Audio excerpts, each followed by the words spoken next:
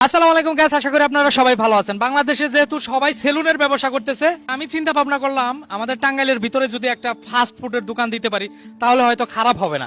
তাই যেই কথা সেই কাজ। তাই টাঙ্গাইল সাবালিয়ার ভিতরে কিন্তু আমি একটা ফাস্ট ফুডের দোকান দেওয়ার চেষ্টা করলাম। আমাদের ফাস্ট ফুডের দোকানের নাম হচ্ছে সাবালিয়া ক্যাফে কাবাবি। স্পেশাল ভাবে বিভিন্ন ধরনের যে কাবাবের আইটেমগুলো এগুলো কিন্তু পাবেন এখানে আসলে, একদম অথেন্টিক। আর আমার ম্যানেজিং হিসেবে কাজ করবে সুহেল ভাই। সুহেল ভাই, কি অবস্থা? আলহামদুলিল্লাহ ভালো ভাইয়া। তো আমার যে কাবাবের রেস্টুরেন্টটা, এটা কিন্তু এই যে সুহেল ভাই ম্যানেজিং হিসেবে দায়িত্ব পালন করবে এখানে। ভাই, আমি একটা কথা বলি, আমি যেহেতু কাবাবের রেস্টুরেন্ট দিলাম, এখানে আসলে যেন একটা কাস্টমার খারাপ রিভিউ না দেয়, তাদের সাথে যেন ব্যবহার ভালোভাবে করা হয়, খারাপ মন্তব্য জানি কেউ না করে, ঠিক আছে?